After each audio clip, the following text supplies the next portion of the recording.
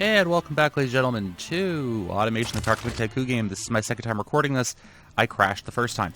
So, today we are working on a 76 car. It is the CS1. And yeah, alright, so let's do this. So, what I was talking about before I crashed is that this is actually going to be a different marque.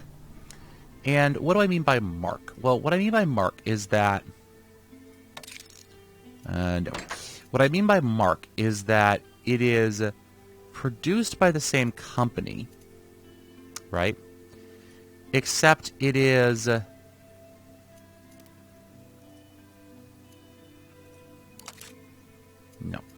Except it is under a different brand name. So a good example of this is that you have... there we go. Is that you have a Honda, right? Well, Honda also makes Acuras, right? Right.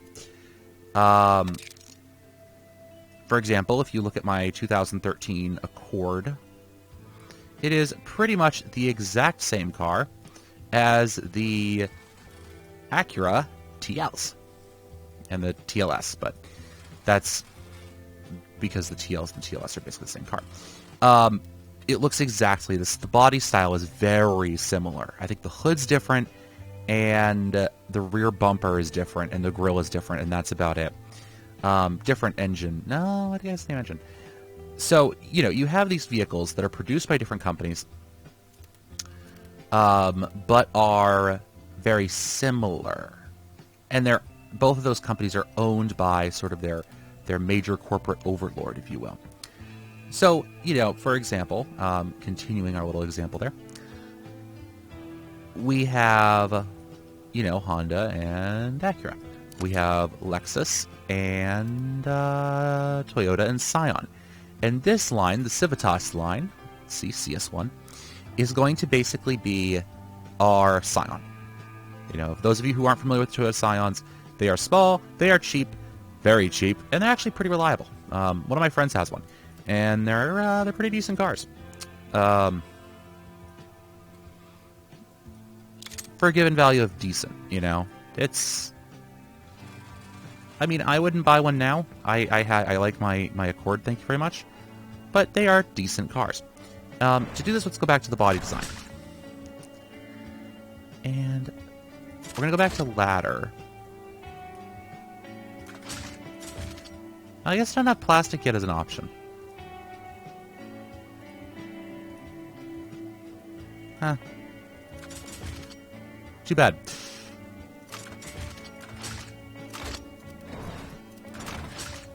Yeah, I guess I don't. Alright. So we'll just stay with galvanized and steel.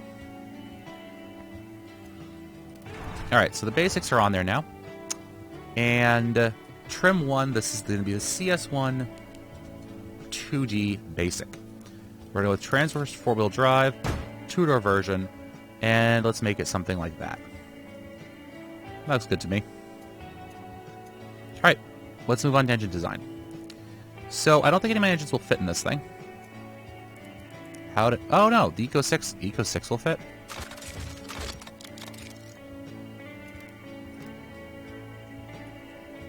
Don't get me wrong, that's an old engine.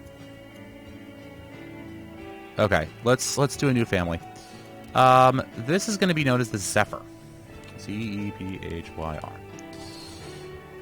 It's going to be inline 4. Cast iron, however. How small do I have to make this? So I have suspicion this is going to be the most anemic engine I've ever built. So it's a 1.6. Let's make it a 1.6.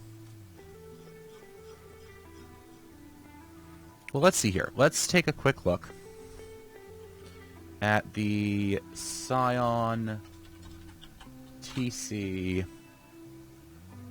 Let's look at the wiki. We just want to see what engine it's using.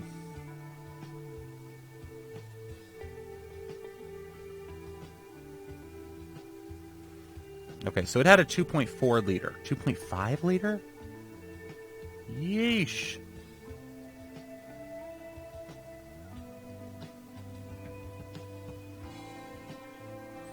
How do they fit it?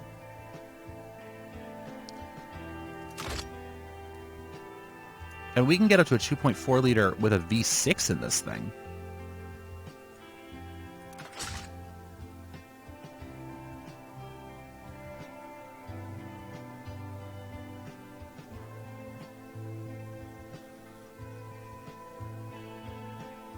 So we can get a 1.6 liter. So we'll call this the Zephyr 1.6. All right. And go with an overhead cam, 2-valve, no EVL. This will be subject to change. Cast. We'll switch this up if we need it. We'll switch that up if we need it. Hey, 76 we get turbochargers. Woot. But this is going to be an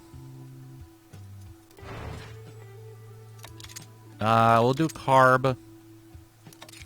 2-barrel. Single. Here's the thing. We're actually going to go to regular with catalytics.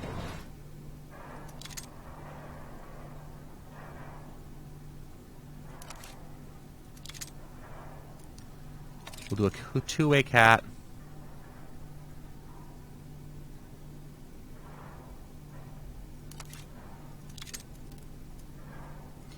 And as I figured, we have that going on. Figured. Okay. So we're going to have to start monkeying around with this thing.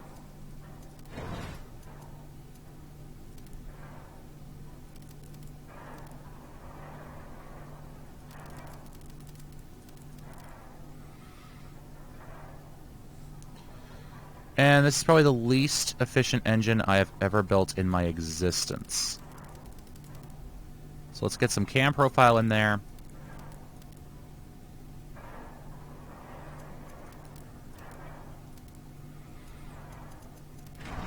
Yeah, that's the issue. Okay. Now, I can switch over to DCOE.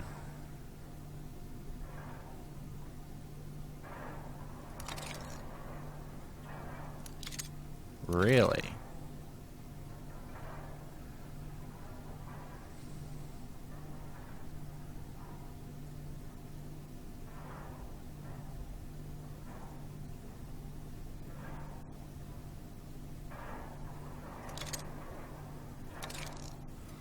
We'll leave it down there.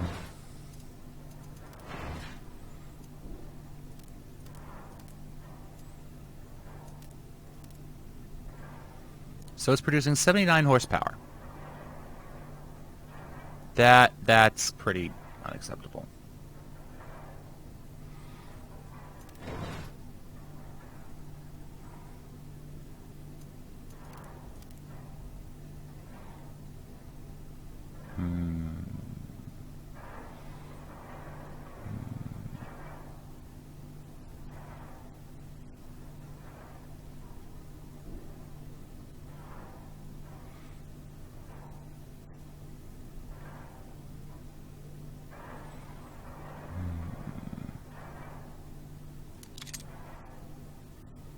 Ouch. I mean, it's looking like our DCOE is going to be our best bet. We could go up to the twin, but I don't want to. Let me put it that way. I really don't want to do that. Over here, we can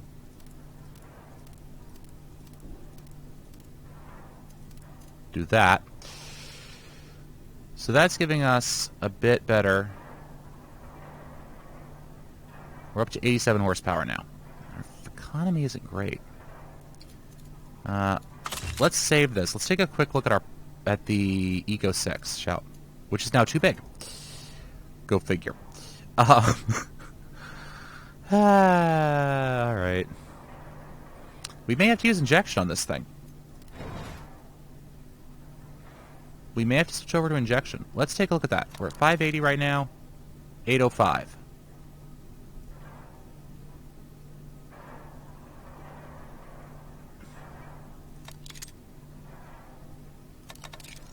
Yeah. Yeah, we have to go with injection.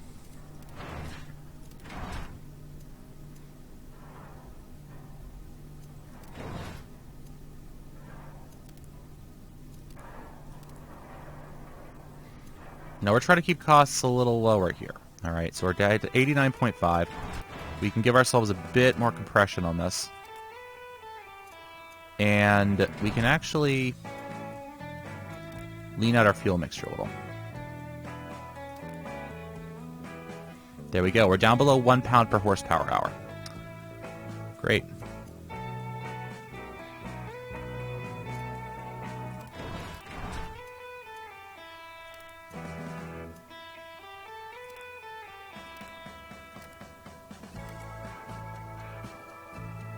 Yeah, alright, so we're at 1.007.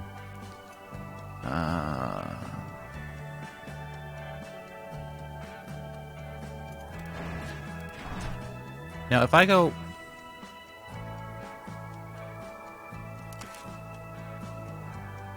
Alright, we're still pretty cheap. We're still cheap. Don't worry, we're still cheap. Production units are going up, but we're getting some better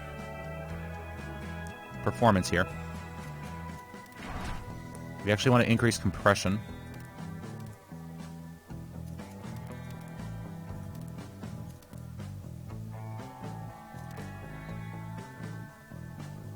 Okay, so we're below 91. Emissions are fairly low. Performance index 64. We're producing 93 horsepower at 6,000 RPMs. But more importantly, this thing is cheap. Right? Right. I think this is probably the cheapest engine we have so far built. We did have to go with mechanical injection, though. I don't even want to know how this thing sounds. Trust me. I think we have a good idea how it sounds. And it's a pretty small engine, too. So for our initial version, we're going to go with an automatic, single-clutch, 4-speed.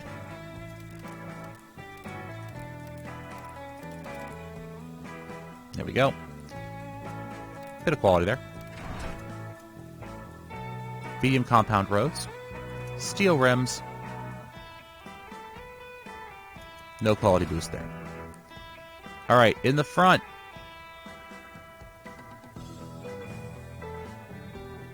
Solid singles. Drums. Done. Cooling airflow, we require 80, 90. Alright, we require 90. So, grills. Something simple.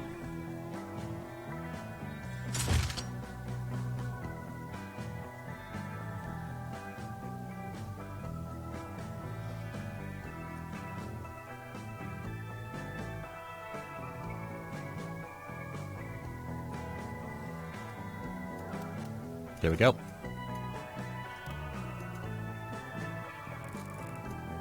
And there we go. Now, this is going to be a 4-seater. We could make this what I call a theoretical 5. But to be honest with you, here's the thing. You can have a 5-seat, right? There's the 5-seater, and then there's a theoretical 5. My Honda Accord's a 5-seater. You can reasonably fit 5 average-sized people in the back seat of that thing.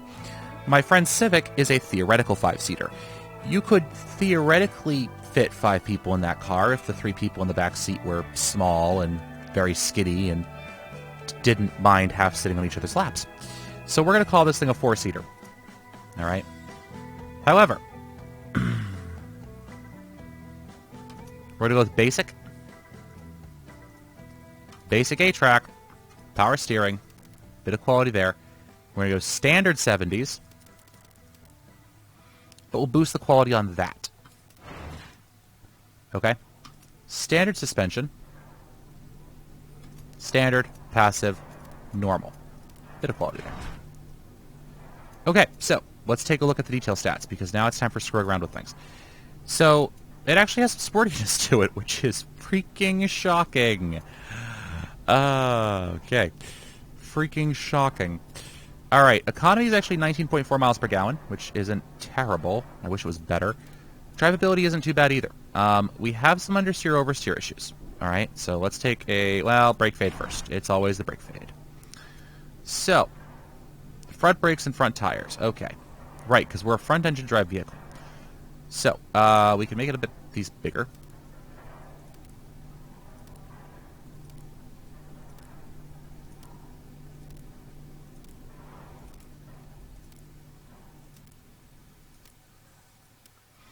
Now you'll notice because the total weight of the vehicle is so light,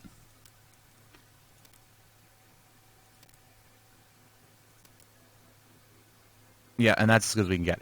The total weight of the vehicle is so light, when we were increasing that, it was also actually increasing the grip on the front tires because of the extra weight in the front of the vehicle.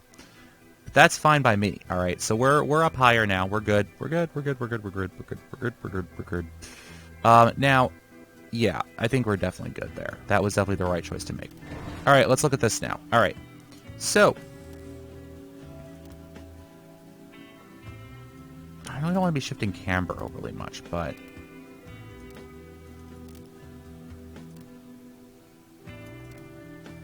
there, right on the dot. Drive 1. Beautiful. Absolutely beautiful. Okay. So that looks good there. What else do you have? Bottom outs? Nah. Gearbox? Yeah, well, not much I can do about that, buddy. Brake balance is an issue, but there's not much I can do about that, to be honest with you. Wheel spin. Oh, gosh, wheel spin. I had a feeling we'd run into this issue.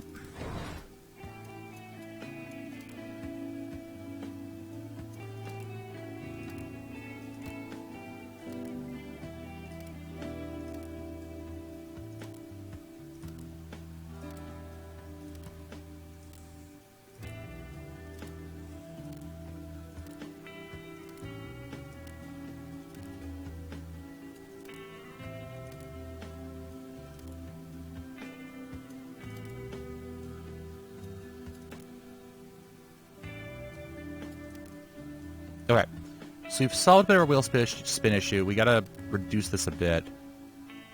Oh, for the love of all that's good and holy.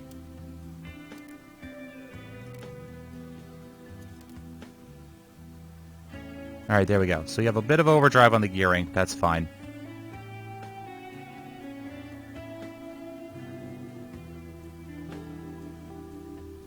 Interesting.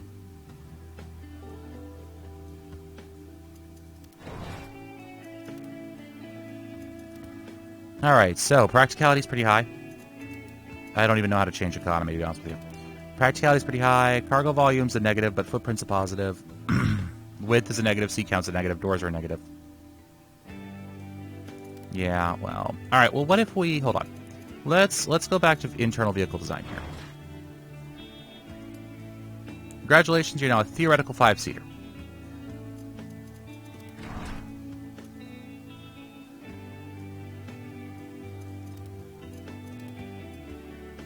Brake balance, engine, tires. Yeah, okay, fine. Driver height. Yeah, fine.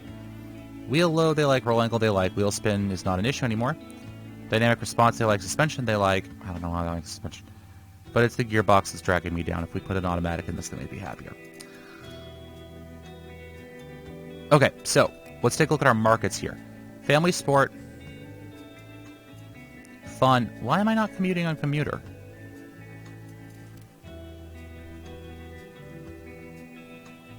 Okay, so apparently I'm competing with myself. I'm winning there. I'm more expensive, though. More expensive, but winning on family sport. Budget. Commuter. I'm not doing as well, but I'm really, really, really freaking cheap. A reliable vehicle for comfortable, safe, and economical long-distance travel. Okay. Excuse me. Okay. Not the best I've ever built. Not the best I've ever built. Actually, look at City. City is doing really well. I'm just a little bit more expensive than my competitor.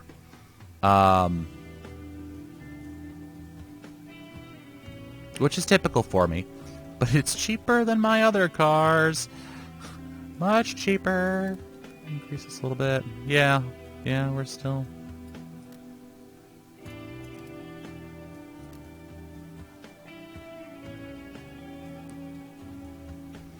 Yeah, we're still doing pretty well. Okay, so that's going to be the CS1, all right, with the Alpha engine variant. Now, next episode we'll probably work on the CS1 Sport, because that I'm actually a little bit more interested in CS1 Sport. Yeah, so we'll look at that in the next episode. Anyways, ladies and gentlemen, this has been Mr. Casaria. Thank you so much for watching. Hope you enjoyed the episode. If you did, give me a like, comment, subscription. Let me know you're out there, and let me know you enjoy what I do. All right. Have fun building, guys.